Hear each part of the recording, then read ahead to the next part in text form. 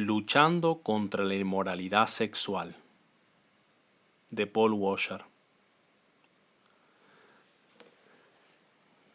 Este sermón de Paul Washer lo pongo aquí como una respuesta a diferentes preguntas que me han hecho por el WhatsApp. Esta es la primera parte.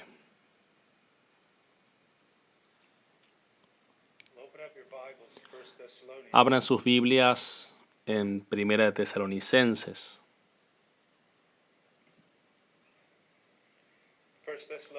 Primera de Tesalonicenses capítulo 4.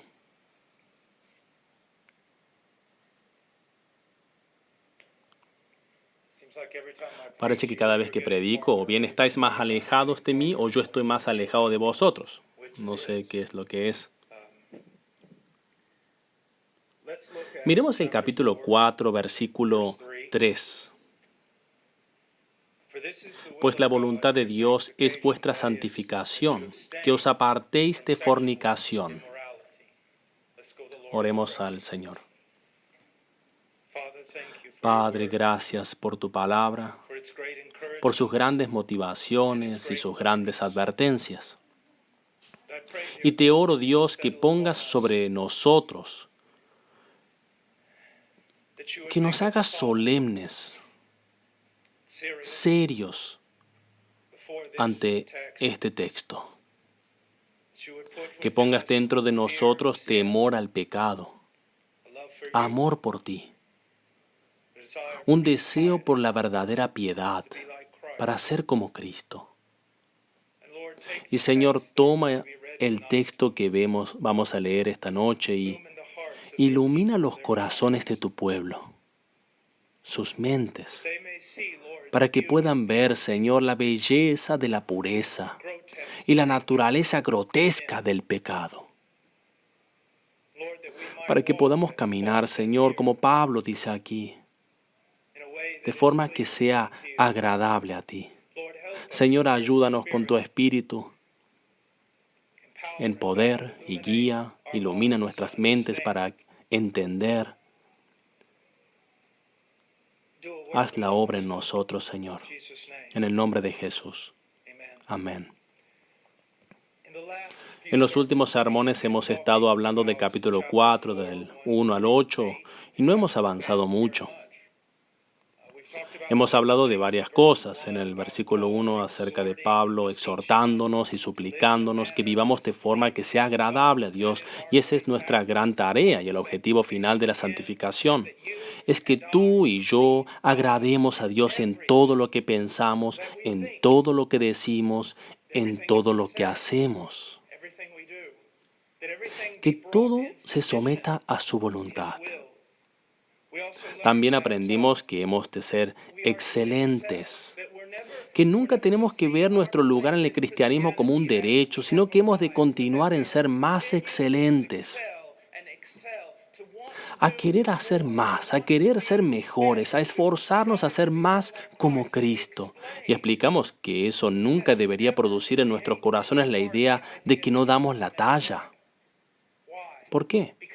Porque no te estás esforzando por entrar al amor de Dios, sino que te estás esforzando en medio del amor de Dios, en el contexto de un amor que ya posees debido a la persona y obra perfecta de Jesucristo. Ahora, versículo 3. Pues la voluntad de Dios es vuestra santificación. Aquí también explicamos que tu santificación no es la totalidad de la voluntad de Dios, hay otras muchas cosas, otros muchos aspectos de la voluntad de Dios, pero la santificación es de extrema importancia. Y yo diría que, en cierto sentido, una falta de santificación cierra la puerta en tu vida al resto de la voluntad de Dios. Pero tomarse la santificación con seriedad abre la puerta a muchas otras oportunidades y bendiciones que son nuestras en Cristo. Y ahora vemos en el versículo 3, que os apartéis de fornicación. Ahora, tenía la intención de ir del 3 al 8 y tratar con este texto en su totalidad. Pero creo que es mejor que nos detengamos aquí por un momento y que hablemos de algo de lo que ninguno de nosotros quiere hablar. Y es la idea de la inmoralidad sexual y de la necesidad de pureza y de la mayor pureza en nuestras vidas.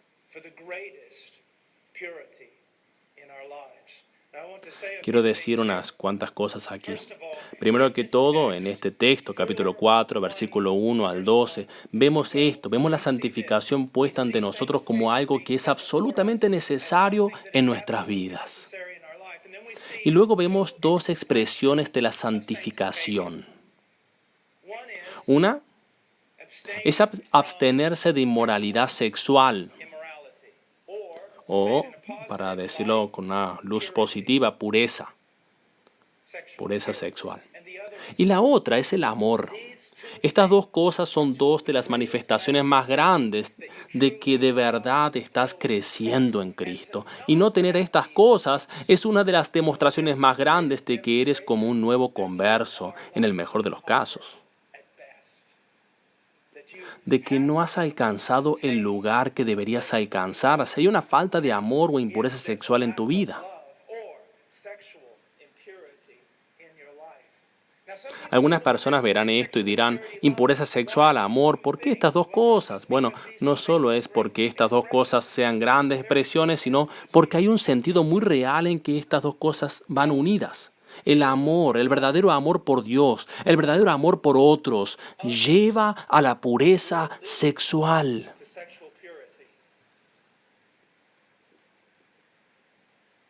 Y la impureza sexual es una de las demostraciones más grandes de falta de amor por uno mismo, de idolatría por uno mismo, y de falta de amor por Dios, y falta de amor por aquellos que nos rodean. Sé que son palabras duras, pero son verdad. No puedo volverme atrás de ellas. Ahora, en este sermón lo que voy a hacer, en lugar de solo desglosar los puntos, voy a tomar varios textos de la Biblia porque mi deseo, por lo que he orado, es que un temor santo se pose sobre tu vida y que puedas ver lo horrorizante que es este pecado. Pero antes de hacer eso, deja que te diga que no quiero darte ni un segundo de comodidad. Así que para quitarte toda la comodidad voy a decir esto. A veces escucho a los hombres especialmente usar esta excusa, bueno, todos los hombres tienen una lucha contra la inmoralidad sexual. Quiero arrebatarte ese argumento, eso no es verdad. Todos los hombres deberían temer la inmoralidad sexual. Todos los hombres deberían ser conscientes constantemente de los peligros, pero quiero que sepas que no todos los hombres tienen una lucha con esto. Necesitas entender eso y no utilizarlo para sentirte cómodo con tu propio pecado. Entiendo que es muy duro, pero es muy verdad. Todos tenemos luchas, todos luchamos en ciertas áreas, pero no pienses que porque tienes luchas en una cierta área, todos los demás la tienen. Simplemente porque no es verdad y no te conviene dar comodidad a tu carne con respecto a esto. Hay poder sobre la inmoralidad sexual. Hay poder, sin importar lo peligroso que es este pecado. Si no crees que sea peligroso, te sugiero que hables con 3 personas. El pastor, el policía y el abogado. Porque ellos te dirán que una gran cantidad de crímenes, peligros y cosas horribles que suceden en este mundo fluyen de esto. Es así. Esto no es un pecado inocuo. No se trata simplemente de un punto de vista de que debamos que vivir en libertad moral absoluta. Esto mata, esto destruye, más de lo que ninguno de nosotros pueda saber jamás. Y no solo destruye la generación actual, destruye generación tras generación tras generación. Así que habiendo dicho esto, quiero dar solo un poco de contexto sobre los términos que a veces utilizamos. Por ejemplo, inmoralidad sexual. ¿De dónde viene ese término? ¿Qué significa? Viene de la palabra griega porneia. Voy a utilizar una definición dada por Lau y Neida, eruditos del griego, y dicen esto. La palabra porneia significa involucrarse en inmoralidad sexual de cualquier tipo. Inmoralidad sexual de cualquier tipo. Así que lo que quiero que veas, que realizar algún acto no bíblico con otra persona no es diferente de todas las otras expresiones, que todas están envueltas en maldad. Y necesitas ver eso para que no resbales. Porque lo que necesitas entender es que con la inmoralidad sexual a veces empieza por algo muy, muy pequeño, solo con una mirada, pero luego desliza hasta el mismo abismo del infierno. Así es. De vez en cuando escucho, este hombre ha caído. Honestamente, nunca he visto a un hombre caer. Solo he visto a hombres deslizarse, al descuidarse, pequeños descuidos que nadie ve. Así que cuando hablamos de inmoralidad sexual, cuando hablamos de pornea, hablamos de involucrarse en cualquier tipo de moralidad sexual. Sin embargo, a menudo en el Nuevo Testamento y en el mundo griego está con la implicación de prostitución. Pero abarca lo siguiente: fornicación, prostitución, pornografía, homosexualidad y cualquier otro pensamiento, acto, concepto o creencia que contraiga la palabra de Dios, que contradiga la palabra de Dios en lo que respecta a lo físico. Ahora, tomemos la palabra fornicación. ¿Qué significa fornicación? Bien, su definición en inglés tiene que ver con, porque a veces porneia se traduce como fornicación, tiene que ver con cualquier tipo de actividad sexual externa a la unión sagrada del matrimonio. ¿De acuerdo?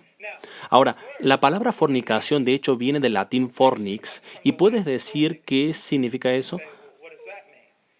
Significa techo abovedado y puedes decir cómo es que las dos cosas se relacionan. Finalmente llegó a significar burdel, como el techo abovedado o en cámara de un burdel. ¿Y qué es pornografía? Pornografía viene de la palabra griega pornografos, de porne, que significa prostituta, y grafos, que significa escritura, y se refiere literalmente a escribir sobre prostitutas. Un escrito acerca de las andanzas con prostitutas. En nuestra era visual no se refiere tanto a los escritos, aunque lo hace, como a las fotografías, videos y otra clase de medios.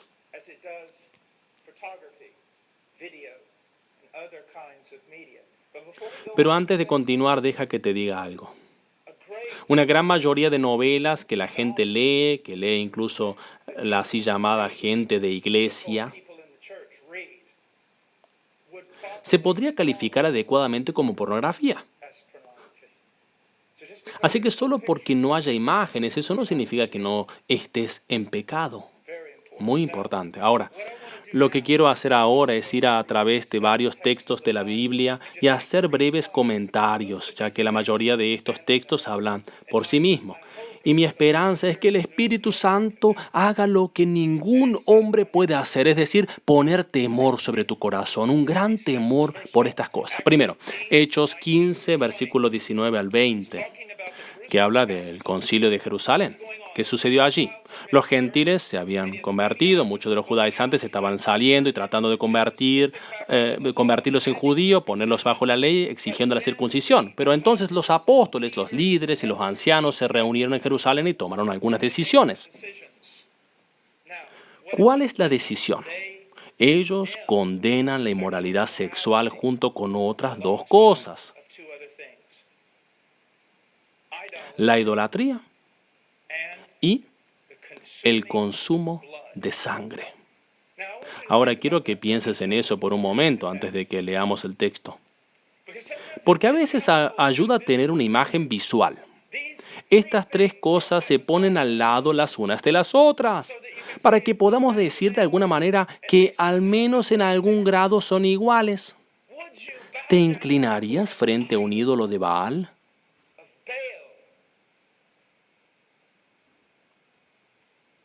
Bueno, estás cometiendo algo similar cuando te involucras en cualquier forma de inmoralidad sexual.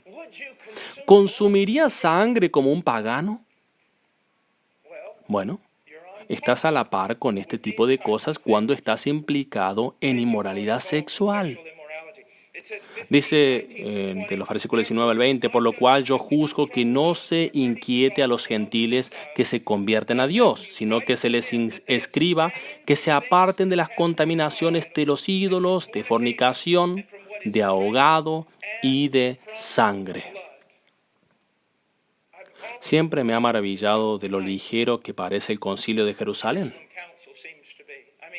Quiero decir, cuando pensamos en nuestros días y en nuestro tiempo, cuando pensamos que tenemos todo el consejo de Dios y todos los mandamientos y todas las prohibiciones que están dentro de las Escrituras, lo que se le escribe a los gentiles es que absteneos de idolatría, de consumir sangre y de la inmoralidad sexual. Y básicamente, si hacéis estas cosas, os irá bien. Porque en cierto sentido de estas cosas, al menos de la idolatría, de la inmoralidad sexual, fluyen la mayoría de los otros pecados. Ahora veamos lo que dice en Hechos 15:28, porque ha parecido bien al Espíritu Santo y a nosotros no imponeros ninguna carga más que estas cosas necesarias. La idea aquí es de algo esencial o de algo necesario. Cuando pensamos en lo esencial, ¿en qué estamos pensando? En lo más básico, ¿o no es así? Los requisitos más básicos, los requisitos fundamentales. Podríamos casi llamarlo cristianismo básico. Los pasos iniciales para desarrollar una moralidad cristiana, los primeros pasos de bebé. De forma que si fueses a hablar a un bebé le dirías, te voy a dar justo ahora lo esencial. Esto es esencialmente lo que debes hacer.